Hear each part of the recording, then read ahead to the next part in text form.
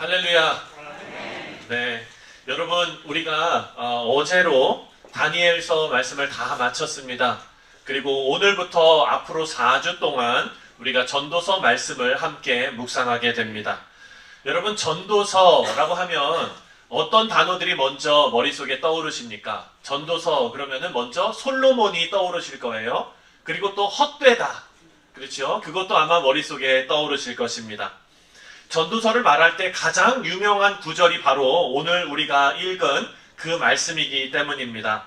2절 말씀을 보면 전도자가 이르되 헛되고 헛되며 헛되고 헛되니 모든 것이 헛되도다 라고 말하고 있습니다. 여러분 이 말씀에 동의하십니까? 정말 모든 것이 헛됩니까? 네, 저는 지금 여러분들보다 많이 안 살았잖아요. 네. 그러니까 잘 모르지만 정진윤 장로님 어떻습니까? 모든 것이 헛되십니까? 네, 헛되다고 말씀하시는데요. 성경이 그렇게 말하고 있으니까 그렇죠. 네, 정말 모든 것이 헛된 것인가? 우리가 정말 진지하게 한번 생각해 봤으면 좋겠습니다.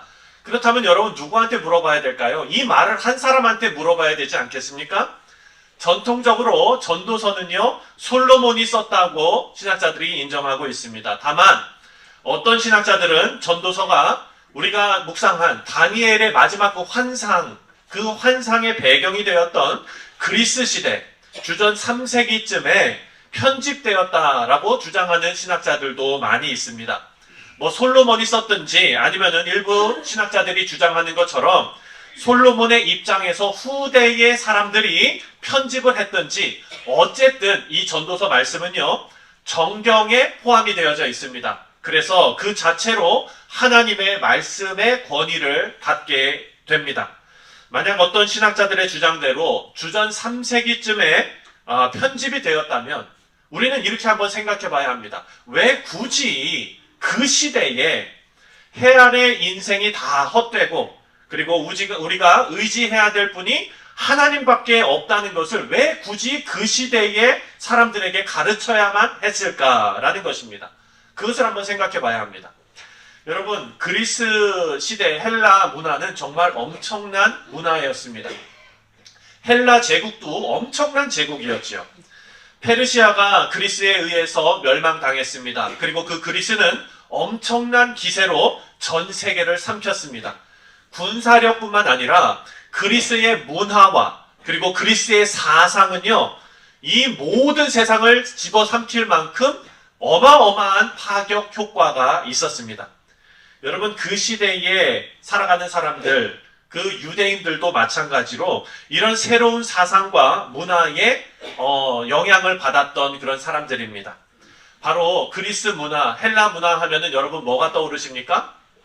인본주의가 떠오르지 않습니까? 네, 인본주의의 뿌리를 내리고 있는 것이 바로 이 그리스 헬라 사상이었습니다. 그래서 오늘 본문에 나오는 이 전도자는 누가 봐도 모든 것을 다 이루었다고 인정할 수밖에 없는 왕이 있죠. 누굽니까? 솔로몬이죠. 그 솔로몬의 말을 빗대어서 하나님을 떠난 모든 것이 허무한 것이라는 것을 강조하고 있습니다. 그래서 오늘 본문 말씀 2절에 나오는 모든 것이 헛되다라는 말씀을 우리는 잘 새겨서 들어야 합니다. 그런데 여러분 이 말씀이 잘 새겨서 우리 마음 가운데 오지가 않습니다. 저는 그래요. 특히나 인생을 길게 살아보지 못한 젊은이들에게는요, 이 말씀이 크게 와닿지 않습니다. 여러분 제가 어렸을 때 아버지와 온천을 간 적이 있습니다. 간 적이 있는 것이 아니라 온천을 자주 다녔습니다. 저하고 아버지하고 그 친밀하게 펠로우십을 나눌 수 있는 공간은 바로 우리 그 집 근처에 있는 온천이었어요. 네, 유황 온천이 있었는데 제가 어렸을 때 아버지하고 함께 온천에 가는 것을 아주 좋아했습니다. 여러분들은 어떤지 모르겠어요. 왜냐하면 미국에서 오래 사셨기 때문에. 근데 한국에서 살아가고 있는 아버지들에게는 로망이 있습니다. 어떤 로망이냐? 바로 자기 아들하고 같이 목욕탕 가는 로망이 있는 거예요. 장로님 혹시 그런 로망 여기 다 아까 제가 이수길 집사님께 여쭤봤는데 한 번도 간 적이 없다 그러시더라고요. 장로님 안 가셨나 봐요. 네.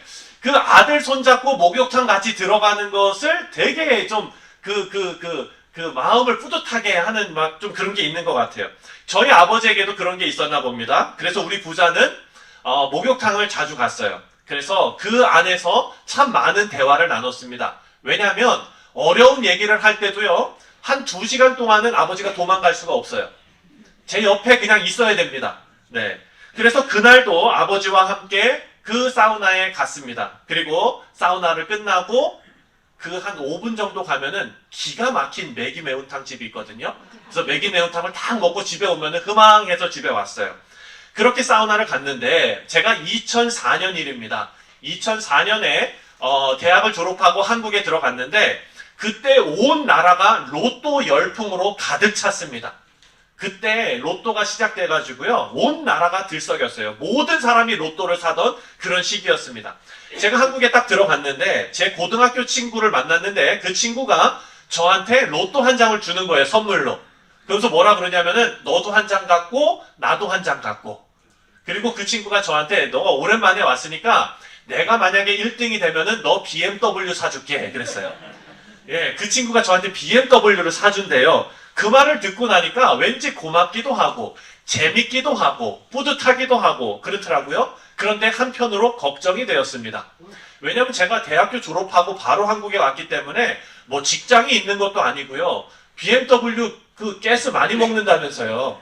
이거 가스비 어떡하나 걱정이 되는 거예요. 그래가지고 그 친구한테 야, 나 가스비 많이 먹는데 이거 어떻게 하냐? 그랬더니 그 친구가 뭐라 그러는지 아세요? 주유소도 하나 차려줄게. 저한테. 네. 그 친구가 그렇게 말을 했습니다. 정말 그 친구 얘기 들으니까요, 왠지 제가 BMW를 받은 것 같고, 주유소도 하나 있는 것 같고, 뿌듯했습니다. 그렇게 오랜만에 저는 들어와서 주머니 속에 로또 한 장을 집어넣고 참 많은 상상을 했습니다. 왠지 될 것 같았어요. 저는 꿈을 잘 안 꾸는데, 그날은 이상하게 꿈도 꾸는 것 같고, 뭐 그냥 뭔가 막 될 것 같은 느낌이 막 드는 거예요. 그 얘기를 사우나에서 저희 아버님께 했습니다. 아버지, 제가 그 친구 아무개가 로또 한 장을 줘가지고 지금 주머니에 있는데 왠지 될 것 같거든요. 1등 되면 아버지 뭐 해드릴까요? 그랬어요. 그랬더니 아버님께서 저한테 뭐라 그러시냐면 당첨이 되자마자 바로 교회 가서 회개를 하고 당첨금 모두를 다 기부하고 그리고 기자회견을 꼭 열어야 된대요. 기자회견을 열어서 나는 받은 당첨금을 모두 기부했기 때문에 나에게는 돈이 아무것도 없다라고 모든 사람에게 알려야 한답니다. 그래서 왜 그렇게 해야 되느냐 물어봤더니 미국에서 복권이 당첨되고 나서 그 인생이 망가진 사람들 사례를 저한테 쭉 알려주시는 거예요. 그러면서 복권이 당첨되고 나면 그 받은 사람만 위험해지는 게 아니라 가족들도 다 위험해진다. 그러니까 너는 이게 당첨이 되자마자 다음 주에 바로 교회 가서 회개를 하고 그리고 기부를 하고 기자회견을 해야 된다. 이렇게 말씀을 하셨습니다. 그래서 여러분, 우리는 그 뜨거운 사우나에서 당첨되지도 않을 그 로또 한 장을 놓고 참 많은 얘기를 서로 나눴습니다. 그리고 그 얘기가 흘러서 어디까지 갔느냐? 오늘 본문 말씀까지 간 거예요. 아버님께서 저에게 뭐라고 말씀하시냐면 지금 좋아 보이는 것이 사실 모두 헛된 것이다 라고 말씀해 주셨습니다. 그때 제가 22살이었습니다. 아버지의 말씀이 제 귀에 들어왔을까요? 안 들어왔을까요? 전혀 들어오지 않았습니다. 네, 아버지께 제가 이렇게 말씀드렸습니다. 일단 아버지 말씀은 알겠습니다. 진짜 그런 인생이 헛된 인생인지 제가 당첨된 인생을 한번 좀 살아보고 생각해 보겠습니다. 그럼 일단 아버지는 제가 1등이 당첨돼도 원하시는 것이 없는 걸로 알고 있겠습니다. 이렇게 말씀을 드렸어요. 네, 그렇게 주머니에 저는 1등 당첨될 것만 같았던 로또를 가지고 며칠을 행복하게 지냈습니다. 사랑하는 성도님들, 제가 이 말씀을 왜 드렸냐? 오늘 제가 그 시절에 경험했던 그 제 마음의 질문이 바로 오늘 전도서를 읽을 때 우리가 마음에 부딪히는 그 부분이기 때문입니다. 앞으로 전도서를 4주 동안 우리가 같이 묵상할 텐데요. 전도서를 읽어가면서 어떤 마음이 우리에게 드는가? 아니 진짜 돈이 헛된 것인가? 아니 진짜 세상의 부귀 영화가 헛된 것인가? 계속해서 우리에게 질문하게끔 만들거든요. 그 질문의 답을 한번 찾아보겠습니다. 전도서는요, 우리에게 해 아래에 있는 모든 것, 그리고 그 모든 수고로운 것은 절대적으로 허무하다라고 증거하고 있습니다. 그리고 이 문제를 풀기 위해서는 하나님과의 관계를 회복하는 것이 최선의 삶이다라고 강조합니다. 지혜자가 하는 말씀이 우리에게 들려지기 위해서는요, 여러분, 하나가 필요합니다. 뭐냐면 바로 믿음입니다. 보지 않고 믿는 믿음이 우리에게 필요한 것입니다. 여러분, 헬라 문화가 그 시대 젊은이들 사이에서 큰 영향을 미쳤던 이유 중에 하나는 바로 그들의 문화가 눈으로 볼 수 있는 문화였기 때문입니다. 여러분, 헬라 문화, 그리스 문화 하면은 뭐가 떠오르십니까? 그리스 하면은 떠오르는 것. 뭐가 있죠? 그리스? 신전도 있죠. 그렇죠? 아크로폴리스 위에 뭐 파르테논 신전이라든지 어마어마한 건축물들, 이런 것들 있지 않습니까? 그리고 또 뭐가 있습니까? 네, 뭐 올림픽도 있을 수 있고요. 체육관들도 있을 수 있고요. 네. 그리고 공연장들도 참 많았지요. 이런 여러분, 그리스의 철학과 문화와 이런 수사학은요, 정말 유명하고 지금까지도 그것이 우리에게 영향을 끼치고 있습니다. 이 모든 것이 뭡니까, 여러분? 눈으로 보여지는 것들입니다. 반면에 성경이 말하는 진리는요, 눈으로 보이는 것에 집중하지 않습니다. 그래서 참 어렵습니다. 성경은 눈으로 보는 것보다 듣는 것에 집중하도록 만듭니다. 하나님의 말씀을 듣는 것이고, 그리고 눈으로 보고 믿는 것보다 보지 않고 믿는 믿음이 더 복되다라고 예수님께서 말씀하십니다. 요한복음 20장 29절에 예수님께서 도마에게 이렇게 말씀하셨습니다. 다 같이 읽겠습니다. 시작.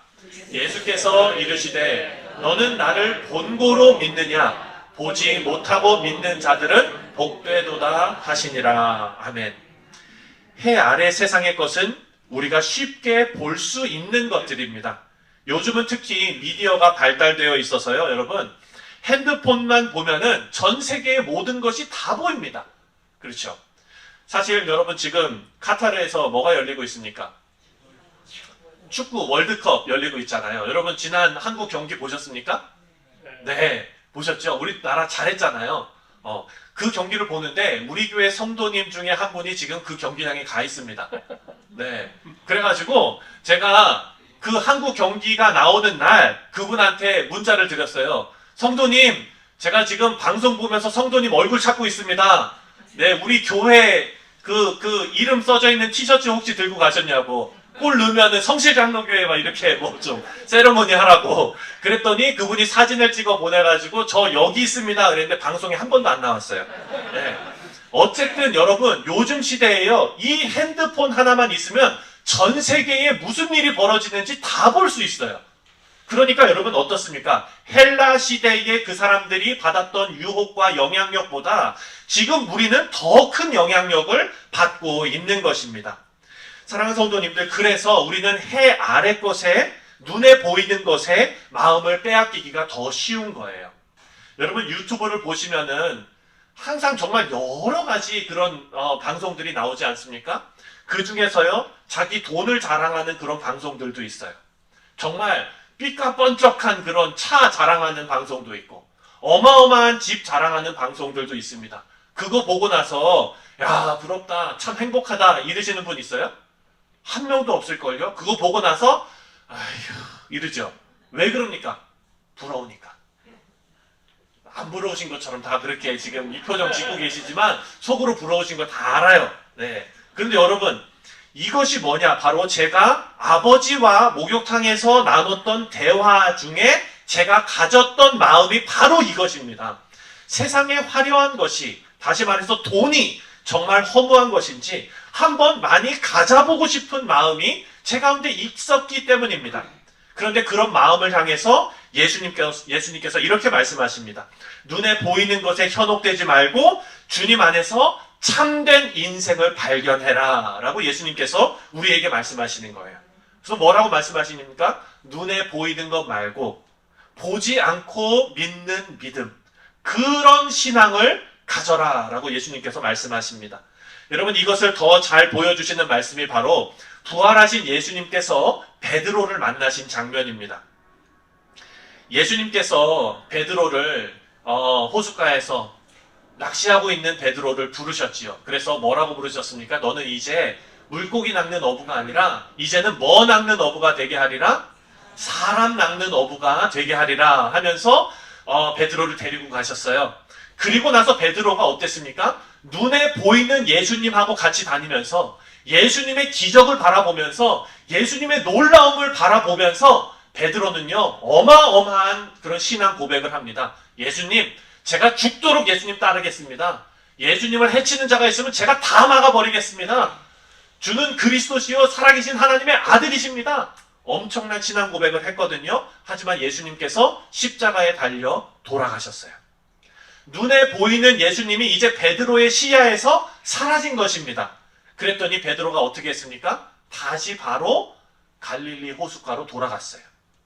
베드로가 낙심해서 돌아간 건지 아니면은 이제 먹고 살기 위해서 뭐 방법이 없으니까 돌아가서 낚시를 한 건지 우리가 알 수 없습니다. 하지만 베드로 입장에서 생각해 보면은요, 전에는 예수님께서 기적을 보여주시고 뭔가 눈에 보이는 역사가 있었는데 예수님께서 돌아가시고 나니까 이제는 베드로가 스스로 할 수 있는 일을 자기가 찾아간 걸 수도 있습니다.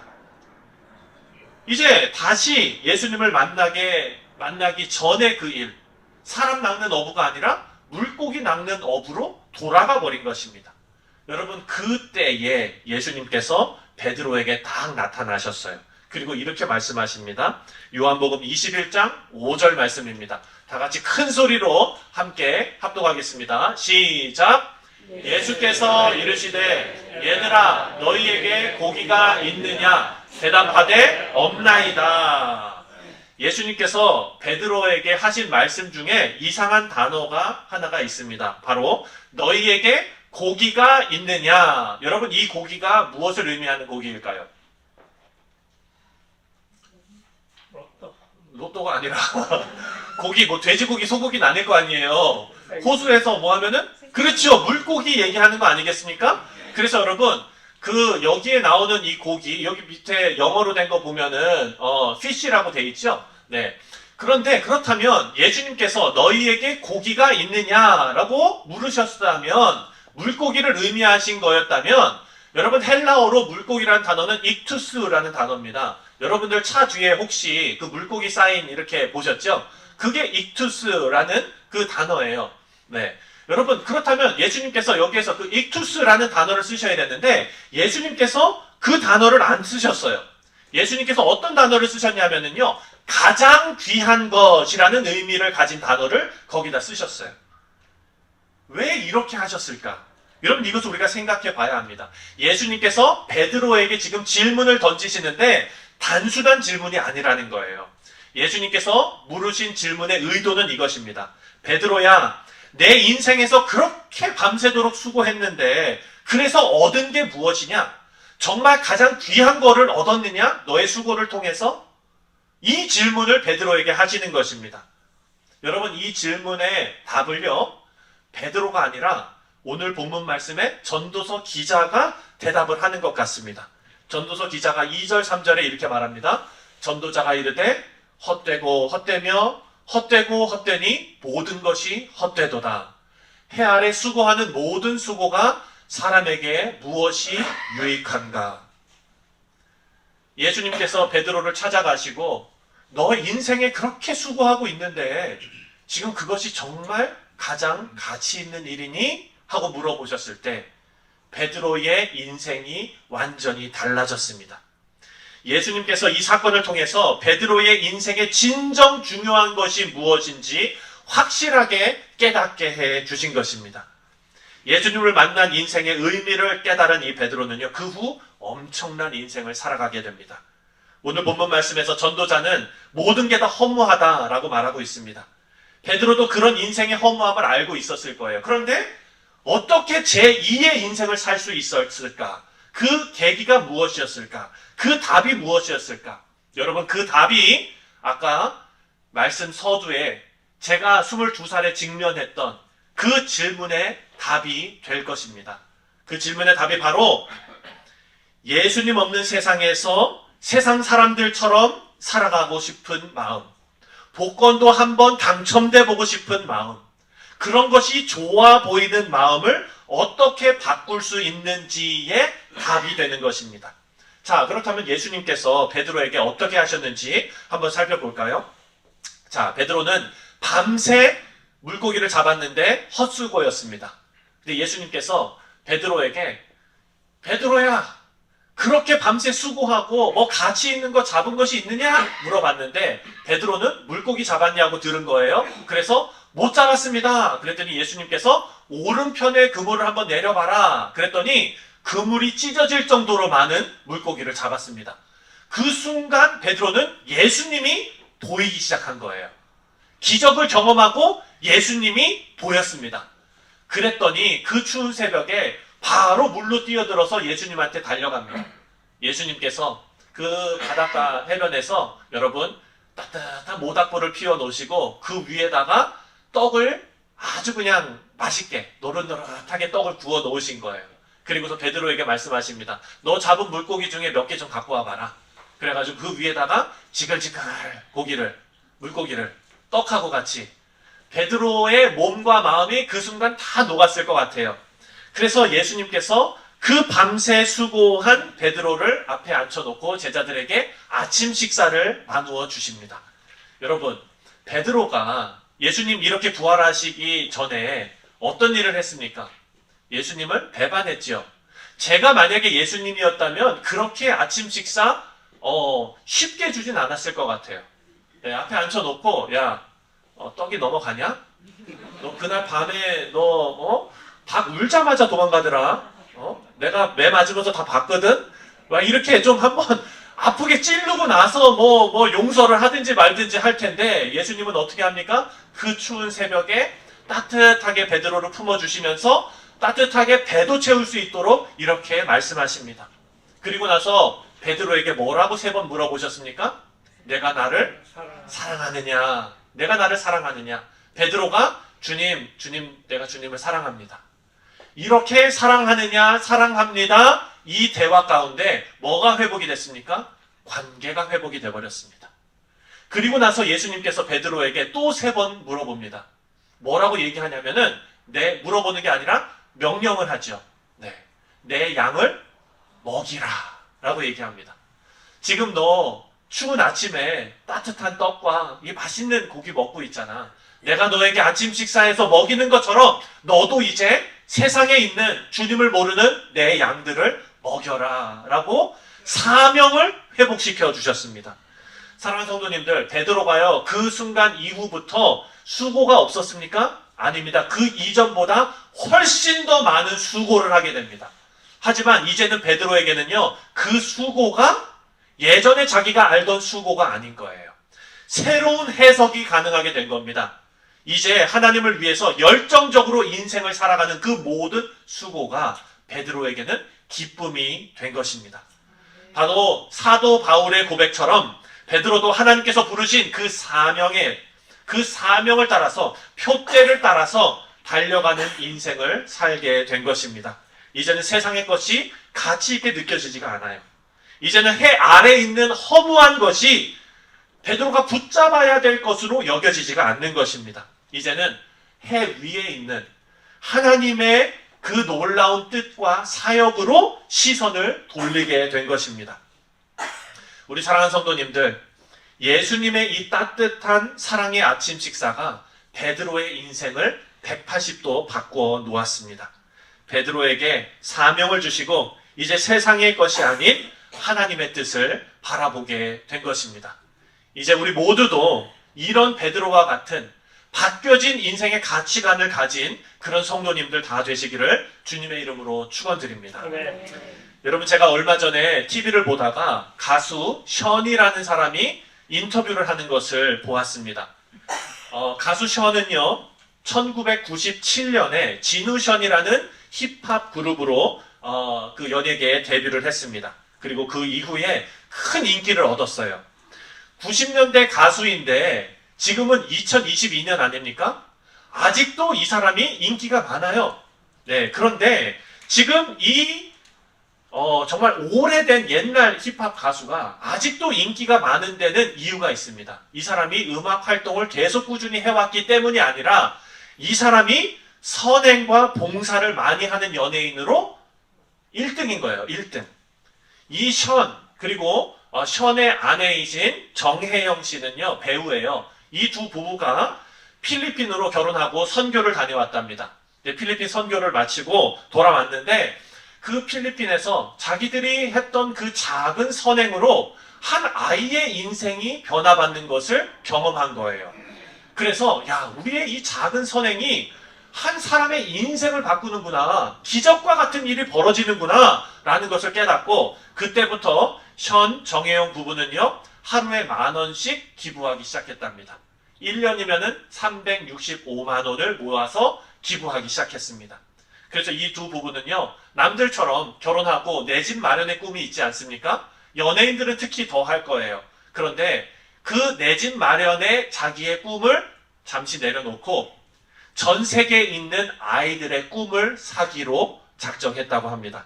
그래서 그 이후로 매달 평균 3,000만 원이 넘는 기부를 계속해서 하고 있고요. 그리고 후원하는 아이들이 800여 명이 넘고 지금까지 총 기부한 액수가 55억이 넘는다고 합니다. 저는 지난주에 전도서 말씀을 묵상하면서 아니 이런 허무한 말씀을 어떻게 성도들에게 전해야 하나 고민이 많았습니다. 그러면서 말씀을 계속 묵상하고 또 묵상했습니다. 그런데 우연히 TV에서 본 정혜영 씨 이 부부의 사연을 듣고 나서 전도자가 인생이 허무하다고 말하는 이 뻔한 메시지 같은 말씀을 하는데 이것이 전도자가 실제로 이야기하는 메시지는 아닐 것이다. 전도자가 진정으로 말하고 싶은 그 모델, 그 삶의 변화를 받는 그 모델이 실제 모델이 이들이 아닐까 하는 생각을 했습니다. 사랑하는 성도님들, 허무한 인생 속에서 예수님을 만난 베드로, 필리핀 선교를 통해서 은혜를 받고 결단하게 된 정혜영 부부, 그리고 뉴욕 성실장로교회에서 신앙생활 하시면서 하나님께서 주신 사명을 감당하기 위해 애쓰고 계시는 우리 성도님들, 전도자는요, 우리에게 메시지를 주고 계시는데 어떤 메시지느냐? 우리에게 복음으로 인생이 진정으로 변할 수 있다는 것을 말씀하고 있는 것입니다. 사랑하는 성도님들, 복음이 여러분의 인생을 바꿉니다. 예수님께서 베드로의 인생을 바꾸셨을 때 두 가지가 있었습니다. 첫 번째는요, 베드로와 관계를 회복하셨어요. 내가 나를 사랑하느냐? 이제 더 이상 베드로는 죄책감을 가지고 사는 사람이 아닙니다. 예수님을 사랑한다고 고백하는 열정을 가진 사람으로 예수님께서 관계를 회복시켜 주셨습니다. 두 번째는 내 양을 먹이라. 베드로에게 사명을 회복시켜 주셨습니다. 사랑하는 성도님들, 이 두 가지가 회복되었을 때 로또만 바라고 그냥 나 혼자 안락하게 잘 좀 살고 싶고 이런 이 인생이 정말 허무하다고 느껴지는 그런 인생 가운데서 새로운 인생의 가치관과 새로운 인생의 목적을 발견하게 될 줄 믿습니다. 우리가 변화된 인생을 살아야 하는데요, 이제는 해 아래 땅속을 바라보며 금을 찾아 헤매는 인생이 아니라 하늘을 바라보며 하나님께서 창조하신 별을 바라보며 하나님께서 인정하시는 참된 인생의 가치를 발견하는 우리 성도님들 다 되시기를 주님의 이름으로 축원드립니다.